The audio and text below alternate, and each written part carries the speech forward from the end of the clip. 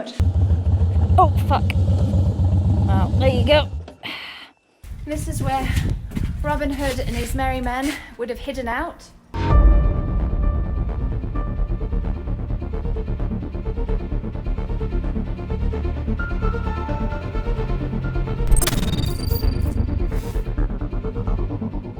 Hi guys, I'm sure you've all heard about Robin of Loxley. So today's vlog is going to be all about Robin Hood, and this is Loxley Valley. So let's get riding. Got a lot to get through today. So the thing is with Robin Hood, he's one of the famous characters in English folklore. He was somebody they think that lived around 800-900 years ago. The first recorded ballads were from 700 years ago. The majority of what we know about him comes from these ballads. So I'm just going to tell you about the local history here. And then I've got a couple of more places I want to show you. I may have to go walking though, guys. So it was said that he was born in 1160, so in the 12th century, and he was born just over there, not where the houses are, like literally just beyond those fields, a long time ago. And all of this land was called Loxley Chase, and it was huge amount of moorland and forest that stretched all the way and joined up with Sherwood Forest. So all of this was kind of his hunting grounds and over into the Peak District. But I'll talk more about that later. So this is where he would have been, old Robin of Loxley.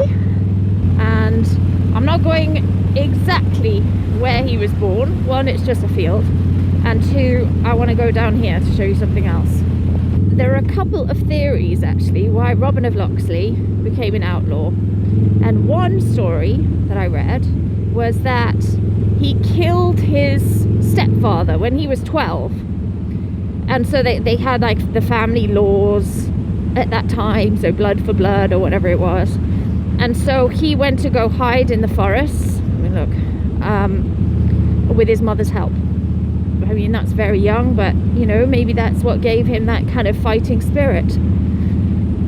Another one is that in the 11th century, the Normans conquered Britain. And yes, so there was a new law of the land, the Norman law of the land. Now, a lot of people, they didn't want to accept that law of the land. They wanted to continue with the previous law of the land, because a lot of the Normans wanted to keep their hunting grounds just for the lords and all of that. And so if you then disregarded their law, you were then out of the law, so you were an outlaw. That's a theory. Or maybe he was just really naughty and robbed people.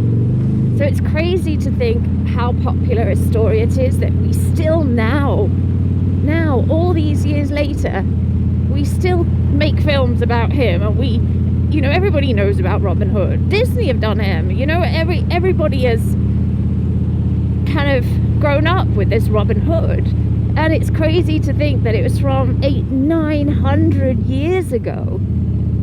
Obviously there's been adaptations and characters added on, and you know, personalities developed and all of that. So what we really know from these ballads is that there were main characters. So there was a Robin Hood, there was a Little John, and there was the big protagonist and the baddie, I guess, the Sheriff of Nottingham. So there were these characters. Friar Tuck only came in much later, in I think it was the 15th or 16th century, and Maid Marian, unfortunately, she didn't come in again until much later. So, you know, although apparently he was very good to the ladies, that was a thing. But so in the early days, his character was a little bit more prickly than we've got him nowadays. We've kind of softened the guy up, but it would make sense. I mean, it's a rough life, and if it was the story where he was out by 12 in the forest, you know, he's gonna have been a wild one, really. So in the early days, he was quick-tempered and very violent, and apparently there was an archery contest between him and Little John, where Little John won, and then Robin beat him up, which is a bit harsh. And then another time, the merry men went to go and rescue Robin from prison, and it said that one of his merry men killed a little page. The merry men had to kneel at his feet or something. Maybe they didn't have to, maybe they just did it, which is weird though. So yeah, he would have been over all this area, romping around, stealing from the rich. Because you see, so all this was forests, and then people would want to go to, there was the Royal Forest of the Peak, which is now the Peak District. But all this area here and the Peak District was like prime hunting ground. And so the rich lords and everything would all want to come down from York and the area, and oh, why am I putting my indicator on? So the rich lords and all that would want to come down to go hunting. And so how perfect was that for Robin and his band of naughty men, merry men? Because everyone wanted to go to the prime hunting grounds, and so Robin Hood, it's a perfect place for him. He can just go and hide out all these forests, all this moorland, and take his pick, really, and go and steal from these lords. Now, the old Sheriff of Nottingham, he actually had jurisdiction in Derbyshire, which is the Peak. And not only that, the Sheriff of Nottingham actually owned many amazing properties in Derbyshire, in the Peaks, including Peveril Castle and Haddam Hall. A lot of these people would have been his guests, and they would have been going to him. You know, you've got to stop this ragamuffin who is accosting us and stealing all our money. That's why we have the big feud with the Sheriff of Nottingham.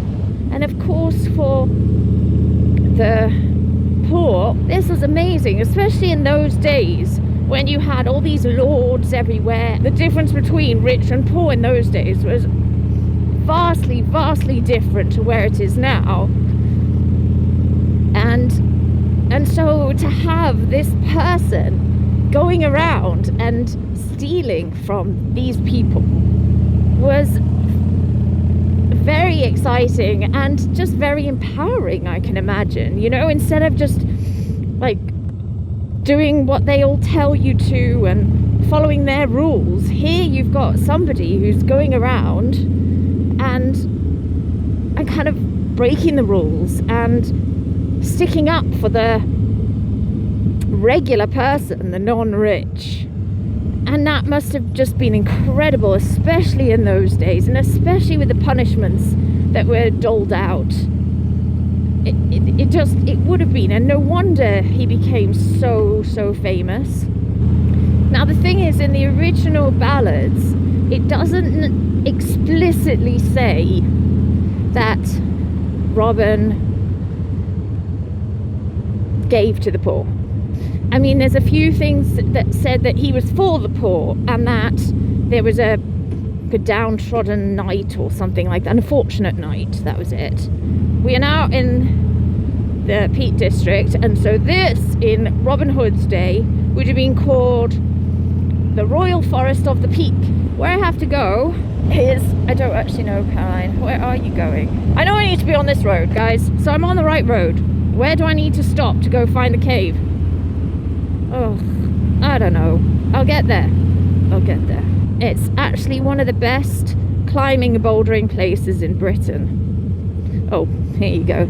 So you'll see all these people climbing. Excuse me. Hello. Yes. Do you know where the Robin Hood's cave is? Robin Hood's cave. You want to take a right? Okay, so I am going up there. Right, and then get to parking, and go for a walk. All right? Thank you, you're a genius. Thank you, I'm so glad I stopped. Thank you. It's got a really nice rest as well. Let's go and try and find that cave, shall we? Oh, and it's a little bit fuzzy, unfortunately, so you're not going to get an amazing shot. Oh, that's disappointing. It literally is the most stunning place, and it's all fuzzy. Oh, wow.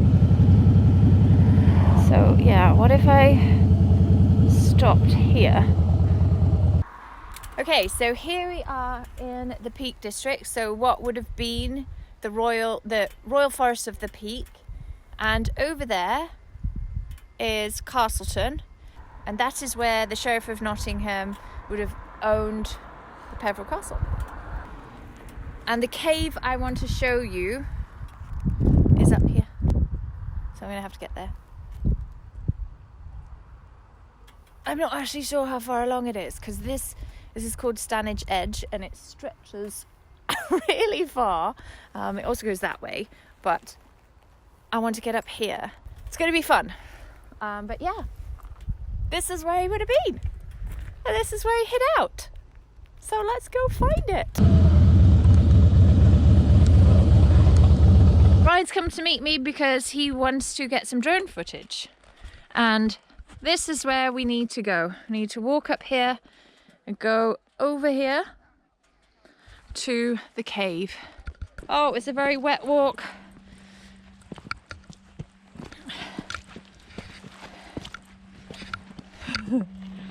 Oh no! Oh no! Okay.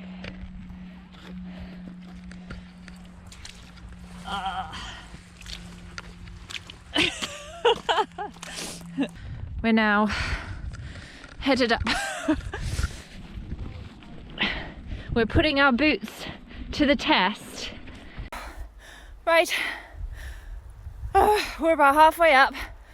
I've got all my gear on, so it's tough going.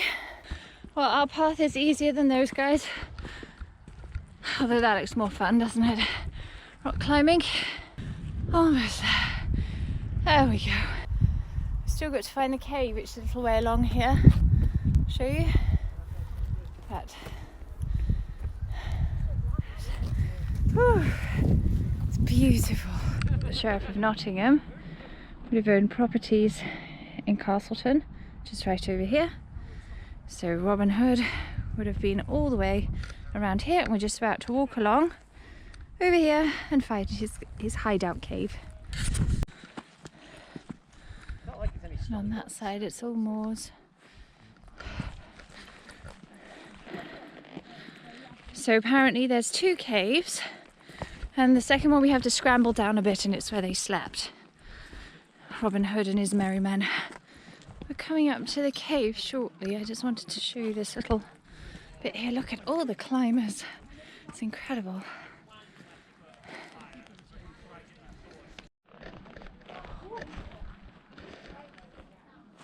And so here it is. If we go around here, this is the cave. So let's go and try and get around here. Oh. Oh. Here's a little cave area, but we need to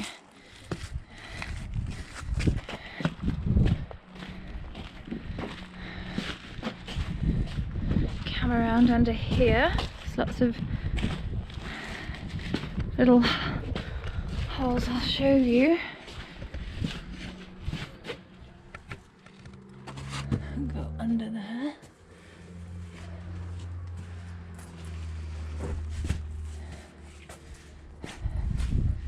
And around here. And I'm sure we have to, oh gosh, climb over here.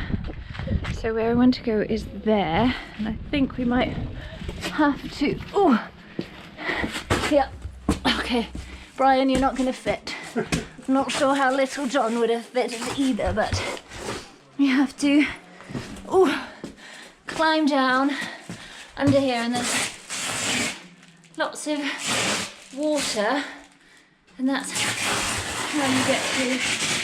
Oh, I'm going under cave, and here we are. This is the cave. Not sure what they would have done with all this water. But, oh gosh, I'm trying to get.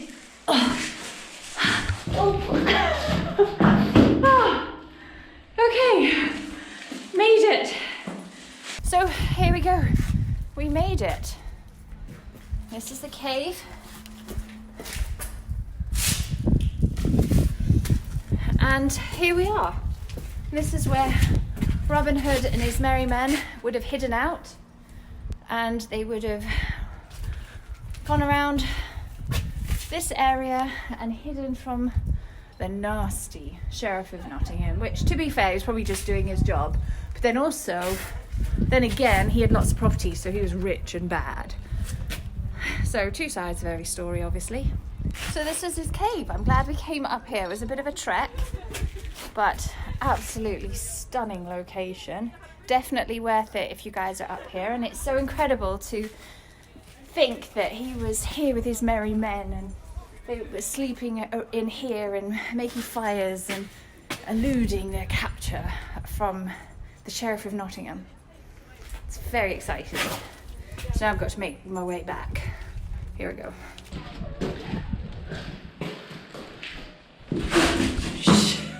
Oh my gosh, it's so slippery. There's like a light kind of gravel on here that makes it. Look, I just slipped on that. Luckily I didn't fall on my butt.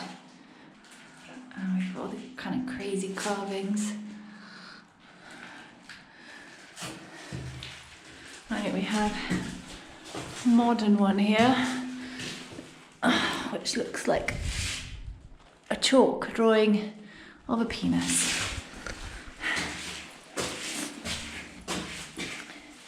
Right, ooh. If I slip on this one, I'm in the water. Right. It's really, because it's gravelly. Hang on. Okay, I'm just going to stand on these. Oh, pretty. Oh. Okay.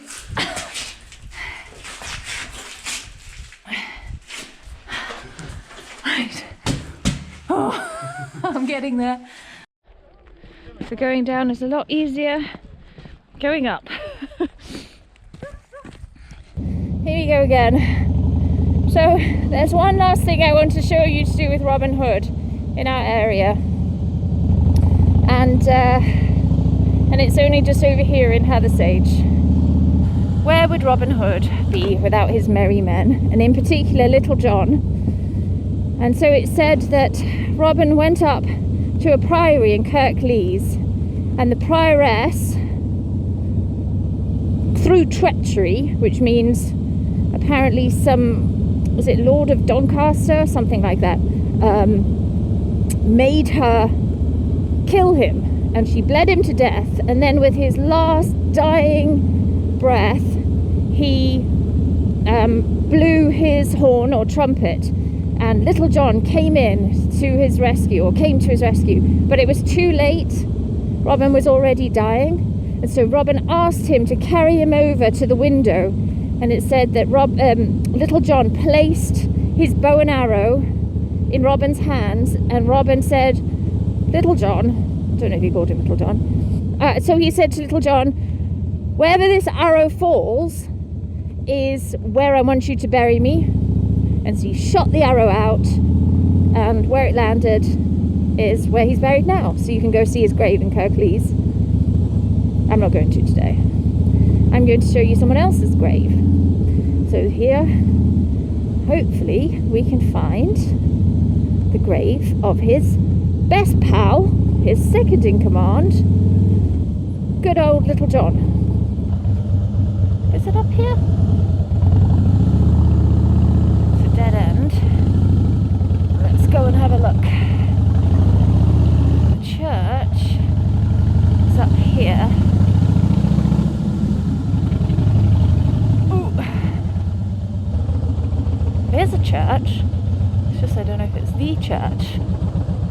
Okay. What I might do is go and turn around. Or, do you know what? I might park here. Church car park. Caroline, why don't you park there? That would make sense.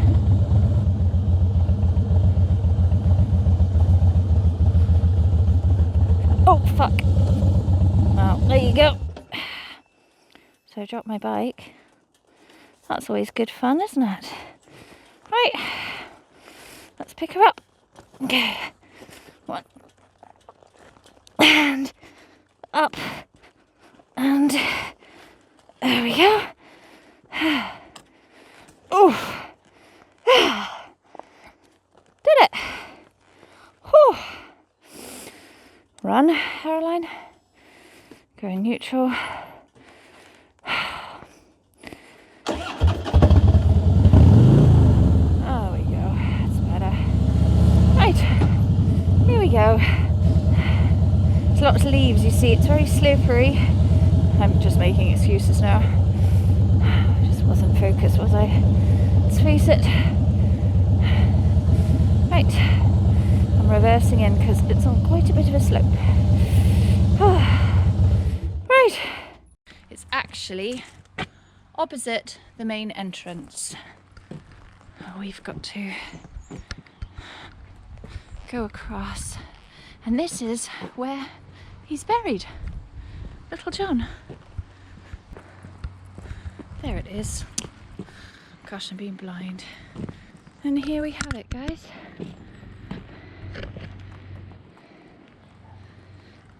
This says, "Here lies buried Little John, friend and lieutenant of Robin Hood. He died in a cottage now destroyed to the east of the churchyard. The grave is marked by this old headstone and footstone and is underneath this old yew tree." This is the last thing I wanted to show you. This is the grave of Little John here in Hathersage. And that's the end of our little story for today. I mean, this was such an incredible story that captured people's imaginations for hundreds and hundreds of years. It, do you know, in the 1400s, it was so popular that it was actually a written complaint that people would rather listen to stories and songs about Robin Hood and his merry men than they would attend mass. So there you go. But here he is, lying in a very peaceful graveyard. That's the end of my Robin Hood adventure today, and I am now gonna go head back home. So I hope you enjoyed it. Please like and subscribe. Yeah. So yeah, I hope you enjoyed that. Please like and subscribe, and I'll see you next time.